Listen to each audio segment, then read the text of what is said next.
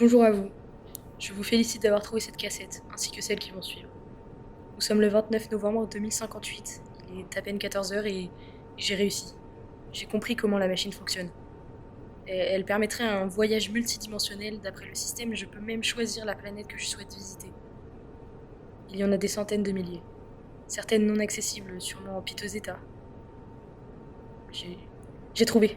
Planète Tarkos est habitée. C'est parfait. Je dois discuter avec des êtres vivants afin de prendre une décision au plus vite. J'ai peur que ma mémoire ne disparaisse, elle aussi. Je précise que je ne suis pas scientifique et je ne l'ai jamais été. D'après la notice, il suffirait d'appuyer sur Start. Si tout fonctionne comme prévu, nous nous retrouverons de l'autre côté. Souhaitez-moi bonne chance.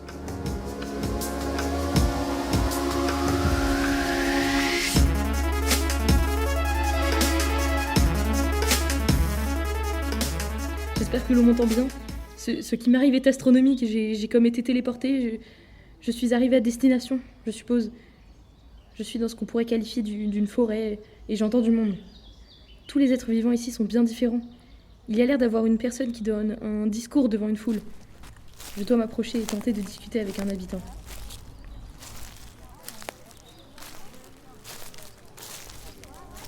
Excusez-moi, bonjour. Comment vous appelez-vous? Moi je m'appelle Mnémosine et vous? Ulrich.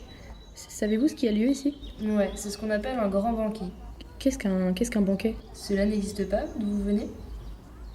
Un banquet c'est comme une cérémonie. Beaucoup d'entre nous qui habitons ce village se rassemblons et écoutons un maître.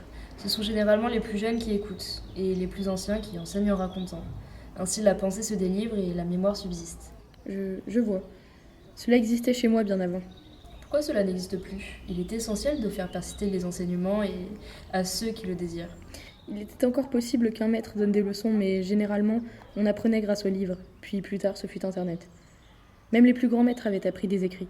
Des écrits. Oui, des pensées, études, conservées dans des livres. Vous n'en avez pas encore?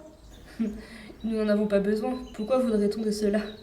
Les livres ne servent qu'à affaiblir les mémoires, les rendre molles. Un écrit n'est que matière inerte, sans nuance ni profondeur. Mais alors, cette planète entière ne conserve aucune mémoire écrite. Non, bien sûr que non, cela me paraît être du bon sens. Intéressant. Et si moi j'avais beaucoup à dire, une source énorme de connaissances que personne d'autre ne détient, que devrais-je faire? Eh bien, la raconter, rassembler de bonnes oreilles en qui vous avez confiance, qui par la suite pourront elles-mêmes raconter vos histoires.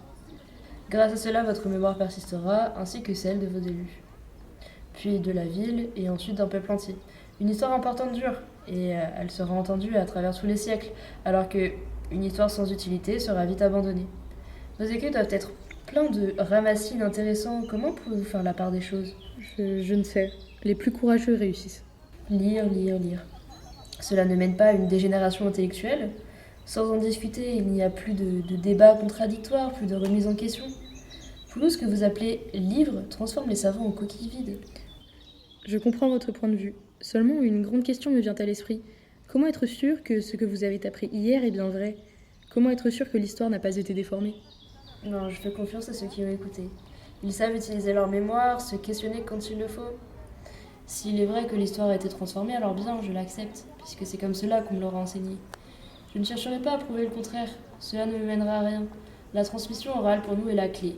Et puis, comment pouvez-vous prouver que vos écrits sont plus fidèles que nos paroles? Vous avez bien raison. Est-il bon de garder l'histoire comme cela? Ne devrait-on pas laisser l'histoire avancer d'elle-même? N'est-ce pas ce qu'elle est déjà en train de faire? Nous ne forçons personne, ceux qui veulent écouter écoutent, ceux qui veulent raconter racontent. Et si vous avez des histoires importantes à dire, alors un jour viendra, où vous les direz si cela vous tient à cœur. Il est vrai. Cette discussion m'a permis d'ouvrir les yeux sur beaucoup de points, merci beaucoup. Je dois maintenant vous quitter, j'ai un devoir important à réaliser. Vous avez entendu? Cette planète est folle. Je ne sais pas quoi en penser, mais c'est incroyable. Qui aurait pu penser que quelque part dans l'univers, une civilisation serait contre les écrits et favoriserait la transmission orale? C'est incroyable. Je dois absolument rentrer et recommencer un voyage dans le métavers. Ces rencontres et témoignages ne pourront être que bénéfiques pour mes recherches. J'ai comme l'histoire de l'art de toute une civilisation entre les mains. C'est drôle à dire, mais pourtant c'est bien réel.